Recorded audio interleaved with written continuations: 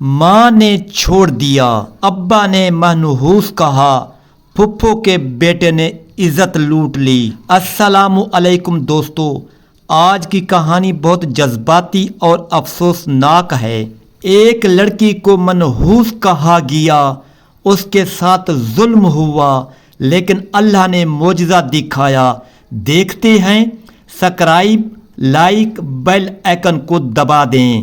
میرا نام عائشہ ہے اور میری کہانی ایسی ہے جو شاید آپ کو یقین نہ آئے، لیکن یہ میری زندگی کی تلخ حقیقت ہے۔ میری پیدائش کے وقت سے ہی میری زندگی میں مصیبتیں شروع ہو گئیں۔ جب میں پیدا ہوئی تو میری والدہ نے مجھے دیکھ کر منہ موڑ لیا اور کہا کہ مجھے بیٹی نہیں چاہیے تھی۔ میرے والد نے میری والدہ کو بہت سمجھایا، لیکن وہ نہیں مانی۔ میری والدہ کا نام سمینہ تھا اور وہ ایک بہت خوبصورت اور تعلیم یافتہ عورت تھی۔ انہیں ہمیشہ سے یہ خواہش تھی کہ ان کا پہلا بچہ بیٹا ہو، لیکن جب میں پیدا ہوئی تو ان کی تمام امیدیں ٹوٹ گئیں۔ وہ مجھ سے نفرت کرنے لگی اور میرے والد سے بھی ناراض رہنے لگی۔ میرے والد کا نام جمیل تھا اور وہ راولپنڈی میں ایک چھوٹا سا کاروبار کرتے تھے۔ وہ ایک نیک دل انسان تھے اور مجھ سے بہت محبت کرتے تھے، لیکن میری والدہ کا رویہ دن بدن خراب ہوتا گیا۔ وہ مجھے دودھ نہیں پلاتی، میری دیکھ بھال نہیں کرتی اور ہمیشہ میرے والد سے لڑتی رہتی۔ میرے والد بہت پریشان رہتے تھے کیونکہ ایک طرف ان کی بیوی تھی اور دوسری طرف ان کی معصوم بیٹی۔ جب میں 2 سال کی ہوئی تو میری والدہ نے میرے والد سے کہا کہ یا تو میں اس بچی کو کہیں بھیج دو یا پھر میں طلاق لے کر چلی جاؤں گی۔ میرے والد نے بہت منتیں کی، لیکن میری والدہ اپنی ضد پر اڑی رہی۔ آخر کار میری والدہ نے طلاق لے لی اور دوسری شادی کر لی۔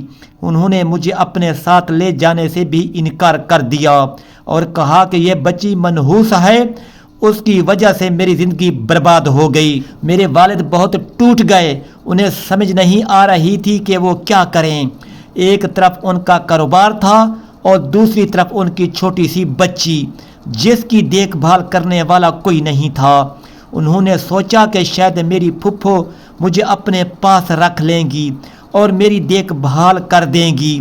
میری پھپھو کا نام سلمہ تھا اور وہ راولپنڈی میں ہی رہتی تھی۔ ان کا شوہر فوت ہو چکا تھا اور ان کے 2 بیٹے تھے۔ بڑے بیٹے کا نام عدنان تھا اور چھوٹے کا نام احسان۔ میرے والد نے پھپھو سے بات کی اور کہا کہ میں کاروبار کے سلسلے میں پردیس جا رہا ہوں، براہ کرم عائشہ کو اپنے پاس رکھ لیں، میں پیسے بھیجتا رہوں گا۔ پھپھو نے پہلے تو انکار کیا، لیکن جب میرے والد نے ان سے منتیں کی تو وہ مان گئی۔ میرے والد نے مجھے پھپھو کے حوالے کیا اور پردیس چلے گئے۔ وہ دبئی چلے گئے اور وہاں کام کرنے لگے۔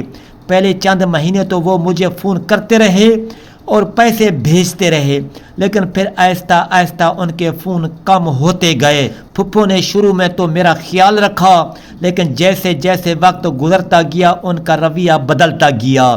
وہ مجھ سے نفرت کرنے لگی اور مجھے ہر وقت کام میں لگائے رکھتی۔ میں صبح سے شام تک برتن دھوتی، کپڑے دھوتی، گھر کی صفائی کرتی، لیکن کبھی کوئی تعریف نہیں ملتی۔ پھپھو کے بیٹے بھی مجھے نوکرانی کی طرح سمجھتے تھے۔ جب میں 10 سال کی ہوئی تو میرے والد کا فون آنا بالکل بند ہو گیا۔ پھپھو نے کہا کہ تمہارے والد نے تمہیں چھوڑ دیا ہے، اب تم میرے پاس رہو گی اور میرا کام کرو گی۔ میں بہت روئی، لیکن کوئی فائدہ نہیں ہوا۔ جیسے جیسے میں بڑی ہوتی گئی، پھپھو کا ظلم بڑھتا گیا۔ وہ مجھے مارتی، گالیاں دیتی اور کھانا بھی ٹھیک سے نہیں دیتی۔ میں اسکول نہیں جا سکتی تھی، نہ کوئی دوست تھا نہ کوئی خوشی، بس روز کا کام اور ظلم۔ جب میں 15 سال کی ہوئی تو مجھے احساس ہونے لگا کہ پھپھو کا بڑا بیٹا عدنان مجھے عجیب نظروں سے دیکھتا ہے۔ وہ جب بھی گھر میں ہوتا تو میرے قریب آنے کی کوشش کرتا۔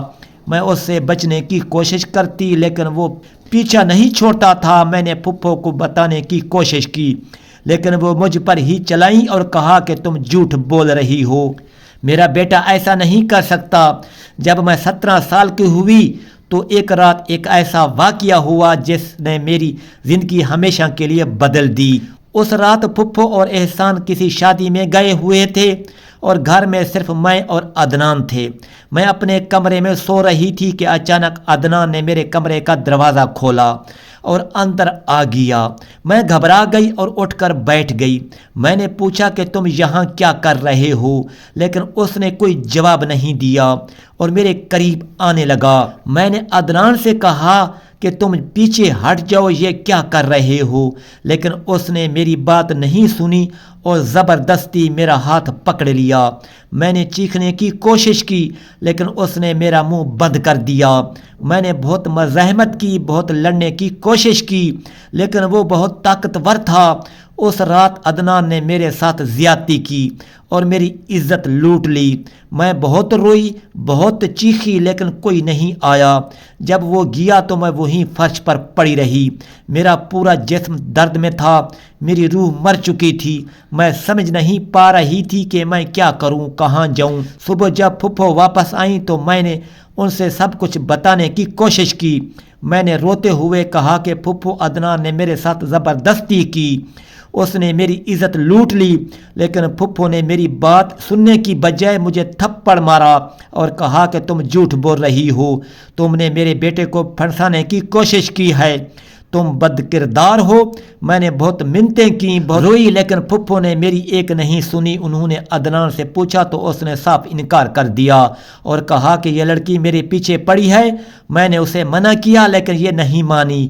پھپھو نے مجھے بہت مارا اور کہا کہ تم نے میرے گھر کی عزت مٹی میں ملا دی ہے، تم منحوس ہو، تمہاری وجہ سے میرے بیٹے کی بدنامی ہو رہی ہے۔ پھر انہوں نے مجھے گھر سے نکال دیا۔ انہوں نے کہا کہ یہاں سے چلی جاؤ اور دوبارہ کبھی واپس مت آنا۔ میں نے کہا کہ پھپھو میں کہاں جاؤں، میرے پاس کوئی نہیں ہے، لیکن انہوں نے مجھے زبردستی گھر سے باہر دھکا دے دیا اور دروازہ بند کر دیا۔ میں باہر سڑک پر کھڑی رو رہی تھی، میرے پاس نہ پیسے تھے، نہ کوئی سامان، نہ کوئی جگہ جہاں جا سکوں۔ میں نے سوچا کہ میں اپنی والدہ کے پاس جاؤں، لیکن مجھے یاد آیا کہ انہوں نے تو مجھے چھوڑ دیا تھا۔ پھر میں نے سوچا کہ میں اپنے والد کو ڈھونڈوں، لیکن مجھے نہیں پتا تھا کہ وہ کہاں ہیں۔ میں بے سہارا تھی، بے یار و مددگار تھی۔ میں سڑکوں پر بھٹکتی رہی، کبھی کسی مسجد میں بیٹھ جاتی، کبھی کسی پارک میں۔ لوگ مجھے دیکھتے اور عجیب نظروں سے دیکھتے۔ کچھ لوگوں نے مجھے کھانا دیا، کچھ نے پیسے دیے، لیکن کوئی بھی مجھے اپنے گھر نہیں لے گیا کیونکہ میں اکیلی لڑکی تھی اور لوگوں کو شک ہوتا تھا۔ کئی دن ایسے ہی گزر گئے، میں بھوکی پیاسی سڑکوں پر بھٹکتی رہی۔ ایک دن میں ایک پارک میں بیٹھی رو رہی تھی اور اللہ سے پوچھ رہی تھی کہ یا اللہ، تو نے میری حفاظت کیوں نہیں کی، میرے ساتھ ایسا کیوں ہوا، میں نے کیا گناہ کیا تھا، میں منحوس کیوں ہوں، میں مرنا چاہتی ہوں، براہ کرم مجھے مار دے۔ میں نے بہت دعا کی کہ اللہ مجھے موت دے دے، کیونکہ اب میری زندگی میں کچھ باقی نہیں رہا تھا۔ میری عزت چلی گئی تھی، میرا گھر چلا گیا تھا، میرا سب کچھ ختم ہو گیا تھا۔ تبھی اچانک ایک بڑی گاڑی پارک کے باہر آ کر رکی۔ یہ ایک بہت مہنگی گاڑی تھی۔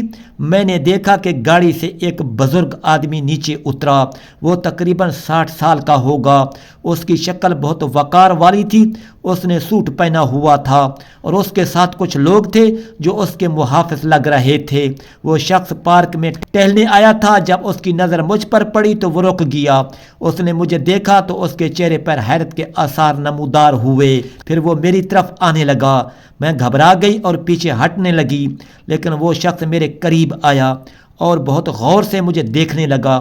پھر اچانک وہ میرے قدموں میں گر گیا۔ میرا تو دماغ چکرا گیا۔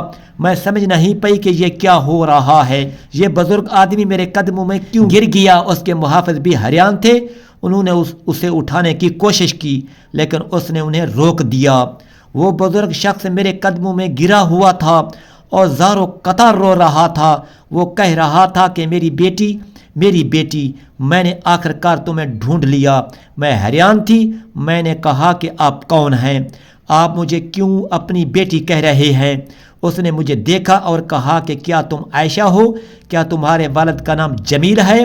میں نے حیرت سے کہا کہ ہاں، لیکن آپ کو کیسے پتہ؟ اس نے کہا کہ میں تمہارے والد کا بہترین دوست ہوں، میرا نام جسٹس اکرام ہے اور میں ہائی کورٹ کا جج ہوں۔ میں مزید حیران ہوئی۔ میں نے پوچھا کہ لیکن آپ میرے قدموں میں کیوں گرے؟ جسٹس اکرام نے کہا کہ کیونکہ میں نے تمہارے والد سے وعدہ کیا تھا کہ اگر ان کے ساتھ کچھ ہو جائے تو میں ان کی بیٹی کا خیال رکھوں گا۔ تمہارے والد میرے بہترین دوست تھے، ہم بچپن سے ساتھ تھے۔ جب تمہارے والد دبئی گئے تو انہوں نے مجھے فون کیا اور کہا کہ اکرام، اگر مجھے کچھ ہو جائے تو میری بیٹی کا خیال رکھنا۔ میں نے وعدہ کیا، لیکن میں نہیں جانتا تھا یہ آخری بات ہوگی۔ جسٹس اکرام نے بتایا کہ تمہارے والد 2 سال پہلے دبئی میں ایک حادثے میں فوت ہو گئے۔ جب مجھے یہ خبر ملی تو میں نے تمہیں ڈھونڈنا شروع کیا۔ میں نے تمہاری پھپھو کے گھر جا کر پوچھا، لیکن انہوں نے کہا کہ عائشہ تو بہت پہلے یہاں سے چلی گئی، ہمیں نہیں پتہ وہ کہاں گئی ہے۔ میں نے بہت تلاش کیا، پولیس میں رپورٹ کروائی، لیکن تم نہیں ملی۔ آج اچانک تمہیں یہاں دیکھ کر میں نے تمہارے والد کو پہچان لیا، کیونکہ تم بالکل اپنے والد کی طرح لگ رہی ہو۔ میں یہ سب سن کر بہت روئی۔ جسٹس اکرام کو اپنی پوری کہانی سنائی کہ میرے ساتھ کیا ہوا، پھپھو نے کیسا ظلم کیا، عدنان نے میری عزت کیسے لوٹی اور پھپھو نے مجھے گھر سے کیسے نکالا۔ جسٹس اکرام یہ سب سن کر بہت غصے میں آ گئے۔ انہوں نے کہا کہ میری بیٹی، اب تم فکر نہ کرو، میں تمہارے ساتھ ہوں، میں ان لوگوں کو سزا دلواؤں گا، تم میرے ساتھ چلو۔ انہوں نے مجھے اپنی گاڑی میں بٹھایا اور اپنے گھر لے گئے۔ جسٹس اکرام کا گھر بہت بڑا ہے اور خوبصورت تھا۔ انہوں نے اپنی بیوی کو بلایا اور کہا کہ یہ عائشہ ہے، میرے دوست جمیل کی بیٹی، اب یہ ہماری بیٹی ہے۔ ان کی بیوی بیگم فرحانہ نے مجھے گلے لگایا اور کہا کہ بیٹی، اب تم ہمارے ساتھ رہو گی، ہم تمہارا خیال رکھیں گے۔ انہوں نے مجھے نہلایا، نئے کپڑے دیے، کھانا کھلایا اور ایک خوبصورت کمرہ دیا۔ میں نے زندگی میں پہلی بار اتنی محبت محسوس کی۔ میں بہت روئی، لیکن یہ خوشی کے آنسو تھے۔ اگلے دن جسٹس اکرام نے پولیس کو بلایا اور میری شکایت درج کروائی۔ انہوں نے پھپھو اور عدنان کے خلاف کیس کروایا۔ پولیس نے عدنان کو گرفتار کر لیا۔ عدنان نے پہلے تو انکار کیا، لیکن جب ثبوت سامنے آئے تو اس نے اعتراف کر لیا۔ عدالت نے اسے 10 سال قید کی سزا سنائی۔ پھپھو کو بھی سزا ملی، کیونکہ انہوں نے مجھے گھر سے نکالا اور میری مدد نہیں کی۔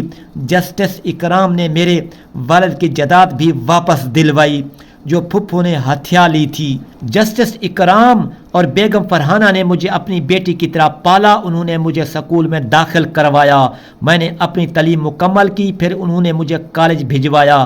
میں نے بہت محنت کی اور اچھے نمبروں سے پاس ہوئی۔ جسٹس اکرام ہمیشہ کہتے تھے کہ عائشہ، تم منحوس نہیں ہو، تم ایک بہادر لڑکی ہو، تمہارے ساتھ جو ہوا وہ تمہاری غلطی نہیں تھی، اب تم آگے بڑھو اور اپنی زندگی بناؤ۔ ان کی باتوں نے مجھے بہت حوصلہ دیا۔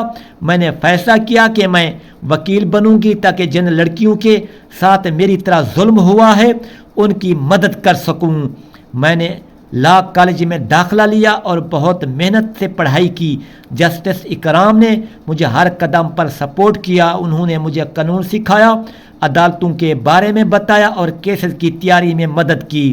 میں نے اپنی ڈگری مکمل کی اور ایک وکیل بن گئی۔ میں نے اپنا پہلا کیس ایک ایسی لڑکی کا لڑا جس کے ساتھ زیادتی ہوئی تھی۔ میں نے پوری طاقت سے اس کیس کو لڑا اور جیت گئی۔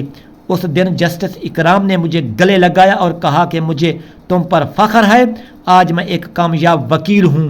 میں نے سینکڑوں لڑکیوں کی مدد کی جن کے ساتھ ظلم ہوا تھا، میں نے ان کے لیے انصاف حاصل کیا۔